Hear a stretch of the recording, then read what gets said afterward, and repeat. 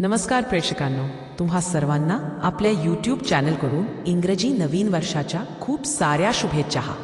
हे वर्ष तुम्हाला आनंदाचे, भरभराटीचे आणि चांगल्या आरोग्याचे जावो हीच स्वामींच्या चरणी प्रार्थना. तर लग्नानंतर होईलच प्रेम मालिकेच्या आजच्या भागाला आपण सुरुवात करूयात. इथे आता जीवा जीवा नंदिनीला बोलत असतो. खरं तर ही नंदिनीला एक स्वप्न, एक भास झालेला असतो. खुश करणं सोपं असतं, पण सुख देणं हे खूप कठीण असतं असं मला माझ्या बायकोने शिकवलेलं आहे, असं जीव नंदिनीला म्हटलेलं असतो. नंदिनीच्या डोळ्यामध्ये पाळी आलेलं असतं. आजूबाजूला पाहते तर जीवा नसतो, तर पार्थ समोर असतो. आता जेव्हा ती पार्थकडे पाहते तेव्हा पार्थ म्हणत असतो, काय झाले नंदिनी, ठीक आहात ना तुम्ही? तेव्हा नंदिनी म्हणत असते, हो मी ठीक आहे. तुम्ही ठीक आहात ना? हो मी सुद्धा ठीक आहे, या बसा. असं म्हणून नंदिनी आणि त्याचबरोबर पार्थ दोघेही जण त्या कॉफी टेबलवरती बसत असतात.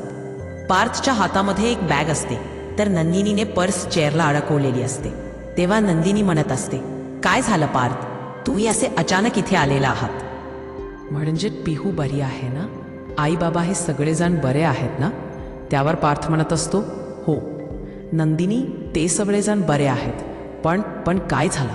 पार्थ काय झालं, तुम्ही ठीक आहेत ना? हो नंदिनी मी सुद्धा ठीक आहे, पण आता त्याचं काय आहे ना, मला काव्याच्या काही वस्तू द्यायच्या होत्या. म्हणजे काव्या, त्यांचं काय आहे ना, त्यांचं थोडंसं सामान द्यायचं होतं.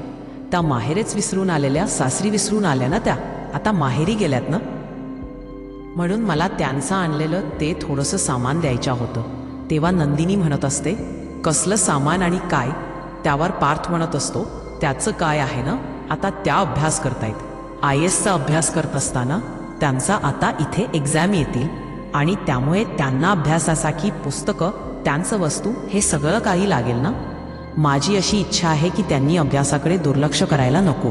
जेव्हा मनाविरुद्ध लग्न झालं तेव्हा सुद्धा त्या अभ्यास करायच्या नाही, फक्त क्लासला जायच्या आणि क्लासला जाऊन बेंचच्या बाहेर बसायच्या. तेव्हा मी त्यांना समजावलं होतं. मी त्यांच्या पाठी गेलो होतो आणि त्यांना सांगितलं होतं, हे बघा आपलं लग्न जरी जबरदस्ती झालेलं असलं तरी सुद्धा मी तुम्हाला मनापासून मित्र मानतोय, मैत्रीण मानतोय आणि तुम्ही सुद्धा मला मित्र माना. आणि त्याच हेतूने तुम्ही असं स्वतःचं नुकसान करून घेऊ नका. तुम्ही तुमचा अभ्यास करा. मग आता मी तिथे नाहीये, त्यामुळे हे पुस्तकं आणि हे जे काही त्यांचे सामान आहेत ना, ते सगळे म्हटलं त्यांच्यापर्यंत पोहोचले पाहिजेत, म्हणून मी ते तुम्हाला देण्यासाठी आलो आहे. तेवढ्याच आता इकडे नंदिनी म्हणत असते, पण मी काय म्हणते पार्थ, हे बघा तुमचं काव्यावर एवढं सगळं काही प्रेम आहे, जिभेवरच्या कडवटपणा तुम्ही कसा घालवणार आहात? त्यावर लगेच आता पार्थ म्हणत असतो, ते शक्य नाहीये नंदिनी. आणि तेव्हा बॅगेतून त्यांच्या काही बुक्स, त्याचबरोबर काही नोट्स असतात, त्या तो काढून देतो आणि ते सगळं काही टेबलवर ठेवल्यानंतर आता एक बुक ओपन केलेली असते. आता एक बुक ओपन केल्यानंतर त्या बुकमध्ये इथे त्याला पार्थने काढलेलं ते चित्र दिसतं. आता पार्थच अगदीच कार्टून सारखा चित्र काव्याने काढलेलं असतं. तेव्हा पार्थ ते पाहतो आणि त्याच्या चेहऱ्यावर आनंद येतो. नंदिनी म्हणत असते, हे काय आहे, हे कोणाचं आहे? तुमचं चित्र आहे. तेव्हा पार्थ म्हणतो, त्याच्या काय ना नंदिनी, तेव्हा मी इथे काव्याचं स्केच काढलं होतं ना, बहुतेक ना त्याच वेळेला त्यांनी माझ्या आठवणीमध्ये हे स्केच काढलेलं असावं, बाकी काही नाही. असं म्हणता क्षणी आता नंदिनी हसायला लागते. तर पार्थ सुद्धा हसायला लागतो आणि तेव्हा तो नकळत बोलून गेलेला असतो की माझ्या आठवणीमध्ये आता लगेच त्याचा चेहराच पडलेला असतो. तो म्हणत असतो, नाही तसं अगदीच काही नाहीये. हे बघा पार्थ, मला कळतंय तुमचं काव्यावर किती प्रेम आहे आणि तुम्ही काव्याला किती मिस करताय. मग मी काय म्हणते, हे सगळं काही सोडून द्या, ह्या सगळ्या गोष्टी इथेच आत्ताच सोडून द्या ना आणि काव्याला ऍक्सेप्ट करा. त्यावर पार्थ म्हणत असतो, ते शक्य नाहीये नंदिनी. किती नाही म्हटलं तरी सुद्धा मनावर झालेले घाव एवढ्या सहजासहजी पुसता येणं शक्य नाहीये. तुम्ही हे सगळं काही काव्याला द्या, मी येतो असा. म्हणून आता नंदिनी समोर बसलेला जो पार्थ आहे, काही कॉफी वगैरे काहीच न घेता तिथून तो निघून गेलेला असतो. नंदिनीला तर खूपच मोठा धक्का बसतो. एवढा समंजस, एवढा समजूतदार पार्थ आज किती हळवा झालाय, किती आतून तुटलेला आहे. ह्या सगळ्या गोष्टीमुळे तिला सुद्धा खूपच जास्त वाईट वाटत असतं. आता ती त्या काव्याने काढलेल्या चित्राकडे पाहतच असते आणि मनामध्ये हसत असते. दुसऱ्या बाजूला आपण पाहतो की काव्या आता रिक्षाने आलेली असते आणि रिक्षा त्याच मिलन कॅफेजवळ येऊन थांबते. आता काव्याकडे चेंज नसतात. काव्या म्हणत असते, हे घ्या ना, बघा तुमच्याकडे नक्कीच चेंज मिळेल. पण आता रिक्षावाला म्हणत असतो, नाही ना मॅडम, हे बघा माझ्याकडे पण 5 रुपयाचे आहेत. एक काम करा ना, ते समोर दादा आहेत ना रिक्षावाले, त्यांच्याकडे बघा ना असतील तर. तेव्हा काव्या त्या समोर उभ्या असलेल्या रिक्षावाल्याकडे जाते आणि म्हणत असते, प्लीज चेंज असतील तर द्या ना. तेव्हा तो रिक्षावाला तिला सुट्टे पैसे देत असतो. तर इकडे आता हा रिक्षावाला तिथेच बसलेला असतो. त्या रिक्षावाल्याला त्याच्या काचेमध्ये एक माणूस जाताना दिसतो. तेव्हाच पार्थ हा कॅफेतून बाहेर आलेला असतो. चेहऱ्यावर गॉगल चढवतो आणि खिशातून गाडीची चावी काढतच तो गाडीकडे येतो. गाडीमध्ये बॅग ठेवतो आणि गाडी चालू करणार तेवढ्याच काव्या रिक्षातून बसून आलेली असते.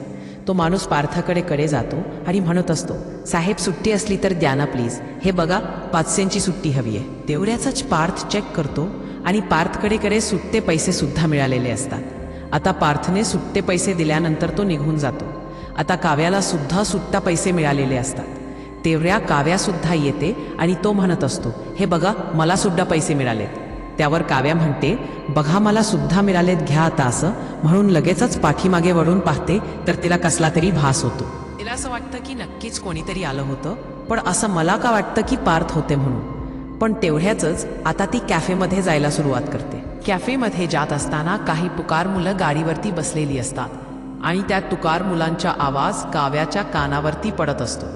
ती मुलं म्हणत असतात, बघा बघा हीच ती देशमुखांची सून आहे आणि ह्याच त्या मुलीने एक नाही तर 2 पोरांना झुलवलं आहे, खेळवलं आहे.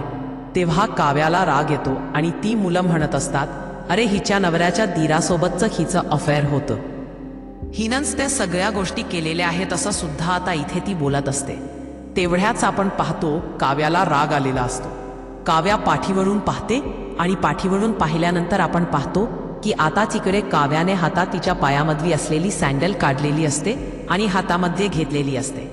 तेव्हा ती मुलं जोरानेच हसत असतात आणि हसत असताना आता काव्या त्यांच्या जवळ जाते आणि म्हणत असतात, काय ग, आम्ही सुद्धा 2 भाऊ आहोत, आमच्याकडे सुद्धा तू येशील का. असं म्हटल्याबरोबर नंदिनी समोर येते आणि नंदिनी समोर आल्याबरोबर जो मुलगा बोललेला असतो त्या मुलाचे कान पाड वाजत असतात.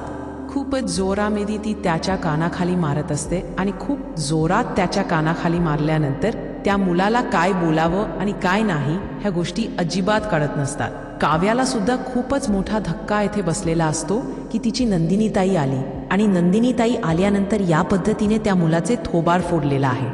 आता लगेचच काव्या म्हणत असते, काय मग मिळाली का तुम्हाला तुमच्या प्रश्नांची उत्तर मिळाली का, घ्या आली आहे आता माझी नंदिनीताई.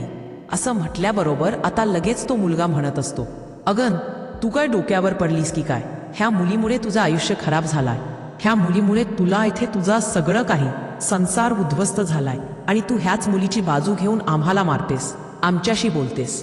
तेवढ्याच नंदिनी म्हणत असते, एक मिनिट, तिचं काय करायचं काय नाही हे माझा प्रश्न आहे. आणि आणखी सगळ्यात महत्वाची गोष्ट म्हणजे की एक लक्षात ठेव की तिला माफ करायचं नाही करायचं आणि कोणामुळे कोणाचा संसार कोणाचा आयुष्य उद्ध्वस्त झाला आहे हे आमचं आम्ही बघून घेऊ.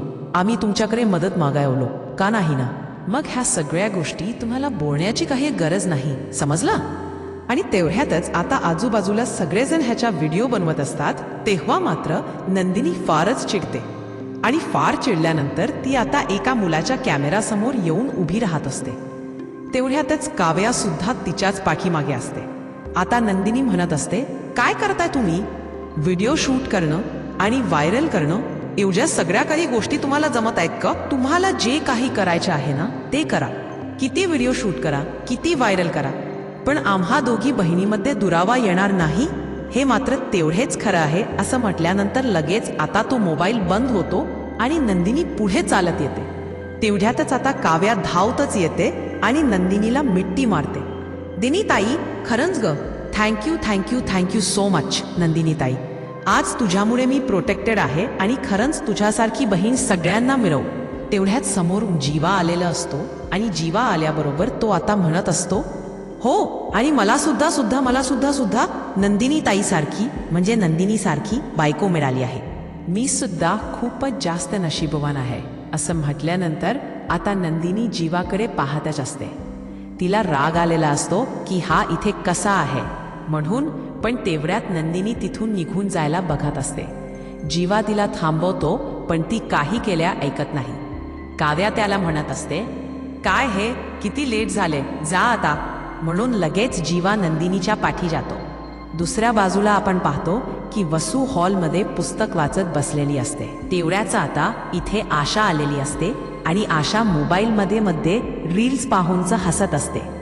तेवढ्याचात वसू तिला म्हणत असते, काय चाललंय आशा, अगं काय करतेस तू, हे काम पण आहेस की नाही, मला तर असं वाटतंय तुला मी ह्या मोबाईल पाहण्याचे पैसे देतो की काय, तेच काही करत नाही. अहो मी मोबाईल पाहते पण मला त्यातून जगाचं ज्ञान मिळतं. हो मग आम्ही वेडे आहोत का, पुस्तक वाचत बसतो आणि ज्ञान मिळवतो. अहो नाही नाही, तुम्ही पण एकदा बघा काय काय चाललंय काय, मी तर तुझ्या ना हा मोबाईल एक दिवस फोडूनच टाकणार आहे.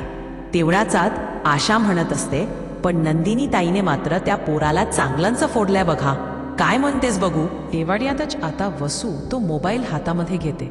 वसूने तो मोबाईल हातामध्ये घेतल्यानंतर नंदिनीने त्या मुलांना तोंडात गालात मारलेले ते काही दाखवलेलं असते आणि त्याचबरोबर नंदिनी काव्याच्या पाठीमागे कशी खंबीरपणे उभी